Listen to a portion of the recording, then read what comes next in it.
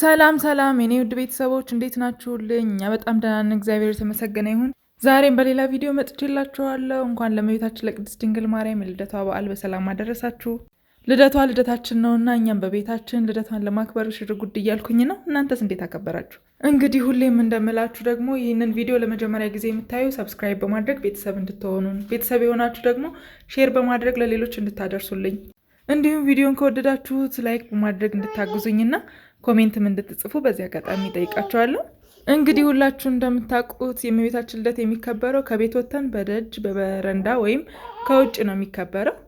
ያም የሆነበት ደግሞ የእመቤታችን የተወለደችበትን የታሪክ አጋጣሚ የሃይማኖት ትውፊቱን ወይም ደግሞ ስርዓቱን በጠበቀ ምክንያት ነው ማለት ነው። ታሪኩን ብታውቁትም ለማስታወስ ያህል ትንሽ ልበላችሁ እስኪ። የእመቤታችን እናትና አባት ቅዱስ ኢያቄምና ቅድስት ሐና ይባላሉ። ቅዱስ ኢያቄምና ቅድስት ሐና እግዚአብሔርን የሚፈሩ ደጋግ ሰዎች ቢሆኑም ለረጅም ዘመናት ግን ልጅ ሳይወልዱ ኖረዋል። በወቅቱ በነበረው ባህል ደግሞ ልጅ የሌለው ሰው በረከተ እግዚአብሔር የራቀው ተደርጎ ይቆጠር ስለነበረ በቤተ መቅደስ ውስጥ ደግሞ መስዋዕት ለማቅረብ እንኳን ሲሄዱ ልጅ የላችሁም በማለት ያሳቅቋቸው ነበረ ካህናቶቹ። በዚህም ምክንያት ቅድስት ሐናና ቅዱስ ኢያቄም እጅግ ያዝኑና ይተክዙም ነበረ። በዚህም ምክንያት ቅዱስ ኢያቄም ወደ ተራራ ወጥቶ ለ40 ቀን ያህል ጸሎት ይዞ ነበረ። ቅድስት ሐና ደግሞ በአንድ ወቅት በቤቷ የአትክልት ስፍራ ሆና አዕዋፋቶች ከልጆቻቸው ጋር ሲጫወቱ ታያለች። በዚህም ጊዜ በጣም አዘነች። አምላኬ ሆይ ለእነዚህ ለአዕዋፋት ልጅን የሰጠ ለእኔ ለባሪያህ ልጅ መስጠት ይሳንሃልን ብላ በጣም ምርር ብላ ለቀሰች። እነዚህ ሁለት ቅዱሳኖች በዚህ ጽኑ ጸሎት ላይ እያሉ እግዚአብሔር ልመናቸውን ሰማላቸው። መልአኩ ቅዱስ ገብርኤልንም ወደ ቅዱስ ኢያቄም ልኮ የምስራች ዜናን አሰማቸው። ዓለምን ሁሉ ደስ የሚያሰኝ ዘር ትወልዳላችሁም አላቸው።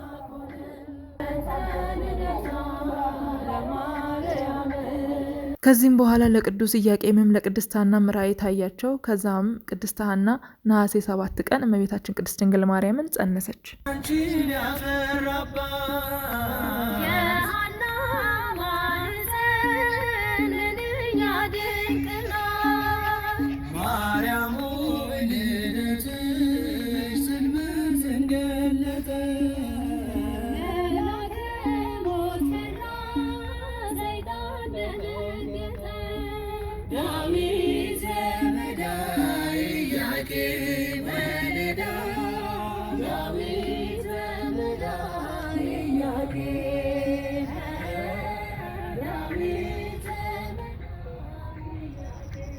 እመቤታችን ቅድስት ድንግል ማርያም በማህፀን እያለች ብዙ ተአምራትን ታደርግ ስለነበረ ቅድስት ሐናም እንደ ማንኛውም ነፍሰ ጡር ሴት የጽንስ ህመም ወይም ደግሞ ድካም አይሰማትም ነበር። ይልቁንም ጽንሱ ብርሃን ሆኖ ይታያት ነበር ለቅድስት ሐና።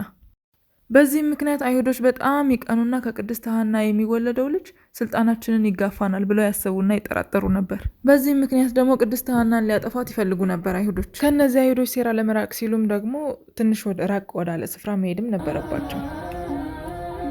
እናም የመውለጃዋ ሰዓት ሲደርስ የቅድስት ሐና ወደ ከአይሁዶች ወገን የሚደርስባትን ትንኮሳና ስቃዩን ሁሉ ለመሸሽ ስትል ወደ ሊባኖስ ተራራ ሄዱ ማለት ነው።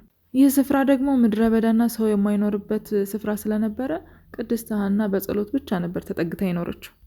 ጊዜውም ደረሰና ግንቦት 1 ቀን እመቤታችን ቅድስት ድንግል ማርያም ተወለደች። የሁላችን ደስታ የዓለም ሁሉ ደስታ የሆነችው እመቤታችን ቅድስት ድንግል ማርያም ስትወለድ ግን እንደሌላው ሰው ልደት አልነበረም። ልደቱ ቤቱ፣ ሰፈሩ፣ አካባቢ በሙሉ በብርሃን ተሞልቶ ነበር። በሊባኖስ በረሃ በዛ ተራራ የነበሩ ደረቅ እጽዋቶች ሁሉ ለመለሙ። ተፈጥሮ ሁሉ የምስራች ብላ ዕለቱን ሁሉ አበሰረች። ቅድስት ሐናም ደግሞ ባረፈችበት በዛ በሊባኖስ ተራራ በረሃ ስለነበረ የሚበላ የሚጠጣ አልነበረም እና ቅዱሳን መላእክት እየወረዱ ሰማያዊ መናን እየመገቡ ነበር ስትታረስ የነበረው። ከዛም ስሟን እመቤታችንን ማርያም ብለው ጠሯት። ትርጓሜውም ደግሞ የህይወት መሪ፣ ጸጋና ሀብት እንዲሁም ደግሞ ደስታ፣ ደስ የምትሳሰኝ ማለት ነው።